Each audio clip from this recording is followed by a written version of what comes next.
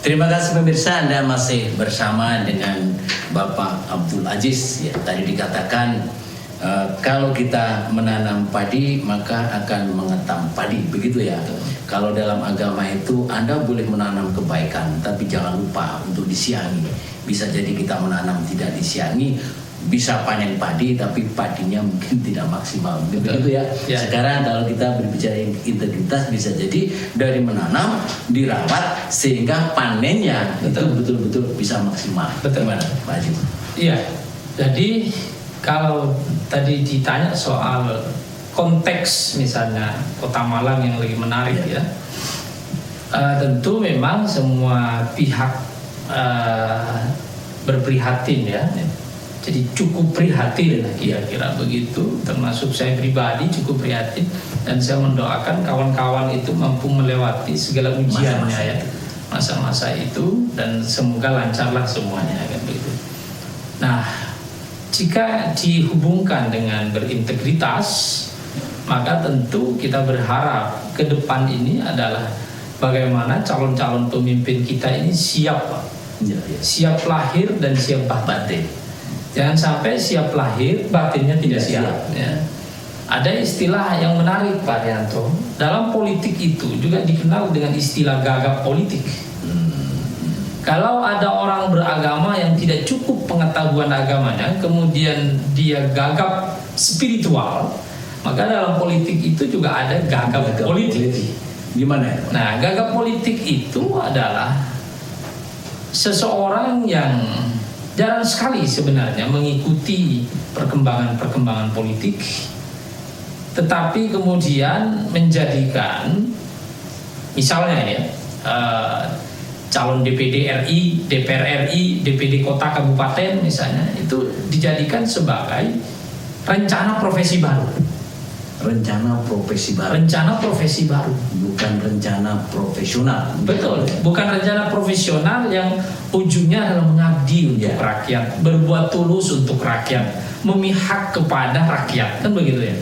Nah, jarang mengikuti pemberitaan-pemberitaan politik. Dia tidak punya passion, dia tidak punya kecenderungan, tidak ada gairah untuk itu. Tidak gairah untuk itu. Tetapi kemudian seiring dengan perkembangan politik misalnya, kemudian menceburkan diri dalam dunia politik, dan kemudian hanya bermentalkan kesiapan lahir.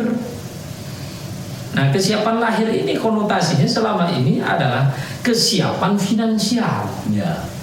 Nah, kesiapan finansial itu didefinisikan sebagai money politik, yang tentu itu dilarang oleh undang-undang, kan begitu.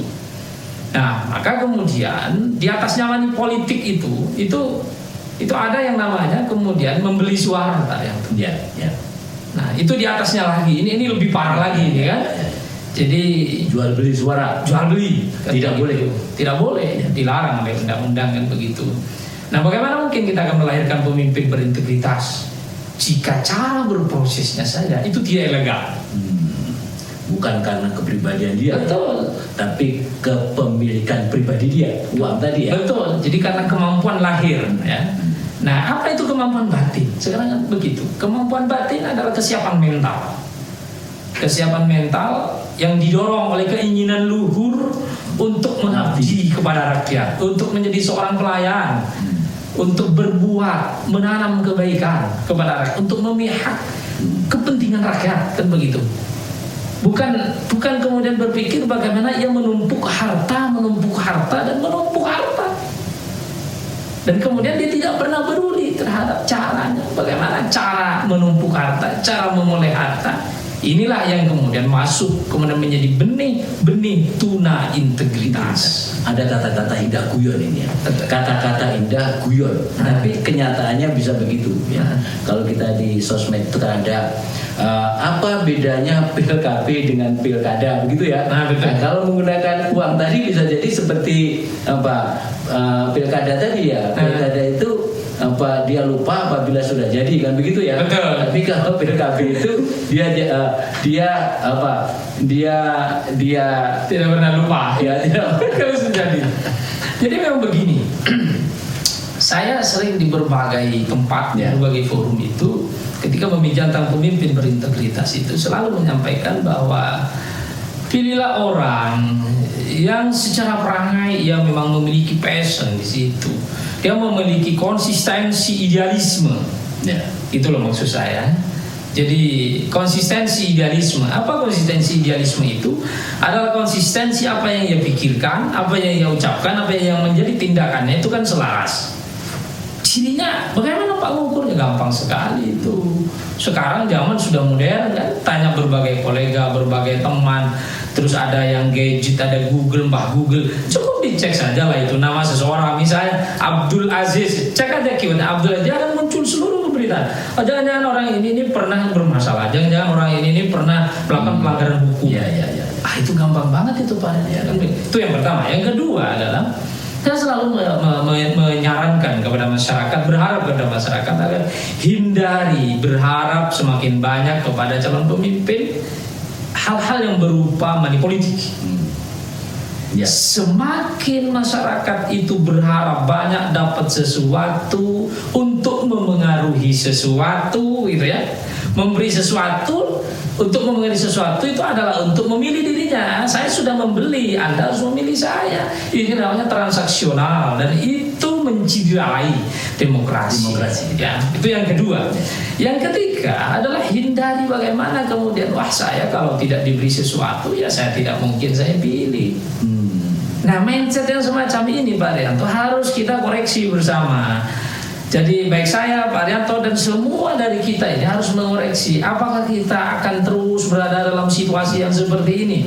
Tanpa ada sesuatu saya tidak akan datang ke bilik suara, saya tidak akan mencoblos dia. Saya hanya akan mencoblos orang yang memberi sesuatu tadi. Harus diingat oleh kita semua bahwa semakin banyak kita menerima sesuatu, percaya pada saya ya, bahwa ketika ia jadi pemimpin berpotensi besar untuk menyimpang. Ini yang ketiga. Yang keempat, ketika seorang pemimpin itu sudah banyak mengeluarkan sesuatu kesiapan lahir tadi, gitu kan, finansial, kekuatan finansialnya tadi itu, maka yang ia hanya akan pikirkan 1 sampai rentang sampai 3 tahun itu adalah bagaimana mengembalikan modal. Logis itu ya. Logis. 1 sampai 3 tahun. Nah, tahun ketiga, tahun keempat dan kelima dia baru berpikir untuk rakyatnya. Baru berpikir. Itu pun kalau Bisa lunas. Bayangkan Pak Rianto, kalau kemudian calon pemimpin itu di satu tempat dia berjanji 5 janji ya. Katakan ada 11 tempat ya, berarti 5 kali 11 berapa janji Pak Rianto? Bagaimana dia melunasi 2 tahun itu? Kan begitu. Iya, kalau benar 2 tahun itu akan berpikir melunasi janjinya ya. Tapi kalau berpikir sebaliknya, bagaimana saya mencalonkan lagi jadi pemimpin? Ya. Berarti dia mengumpulkan lagi Pak Rianto untuk finansial tadi lagi. Nah, ini yang menjadi persoalan akut yang selama ini. Ada orang mengatakan tidak mungkin Pak Aziz masyarakat sekarang itu diajak untuk tidak menerima money politik. Saya bilang bukan tidak mungkin, sangat mungkin dan bahkan peluangnya besar sekali. Ya. Yang penting apa? Dari 1 orang, 2 orang, 3 orang terus menyuarakan bahwa pilihan pemimpin itu adalah pilihan tentang SDM andal yang kita percaya dan kita yakini mampu membawa aspirasi kita semua. Dan kita harus yakini. Harus yakin Pak.